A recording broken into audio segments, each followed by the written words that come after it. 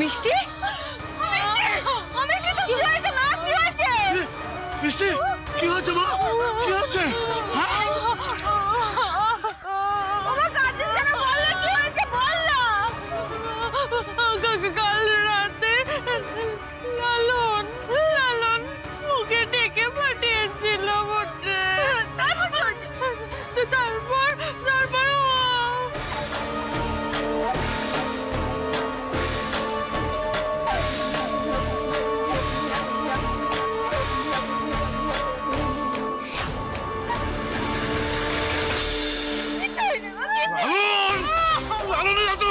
সাহস কি করে হয় আমার মেয়েকে? জব দিয়ে জগৎ মাকে করতে হবে। ওই লালনকে আমি ছাড়বো না। লালন লালন চল মা, আমরাও রে জগৎ মাকে চলো। চল না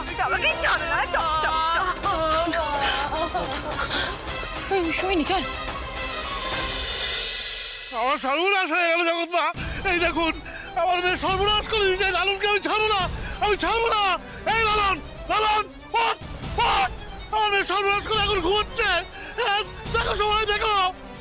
লালন লালন লালন ও ইচ্ছে করে ঘুমোচ্ছে জগৎ মা, ইচ্ছে করে ঘুমোচ্ছে, ঘুমের ভান করছে।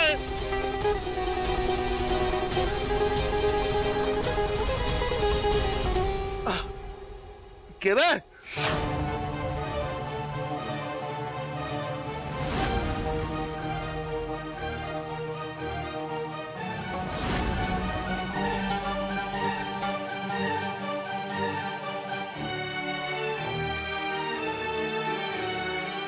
মিষ্টি, তোর এখনো স্বাদ মেটে নাই? হ্যাঁ, বাড়ি যাসলি?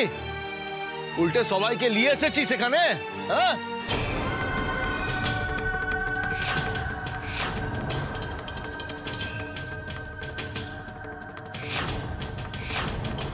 মোর দিকে এরকম ভূতের মতো তাকিয়ে আছিস কেন? আর কি হলোটা কি? এত লোকজন এখানে কিসের জন্য? কিসের জন্য, কেন, তার উত্তর তো তুই আমাদের দিবি লালন। মানে কি বলবো? আরে মিষ্টি, আবার নাটক শুরু করে দিয়েছিস? হ্যাঁ, তুই কাল রাত থেকে যা করছিস মুখে একেবারে শান্তি দিবি না।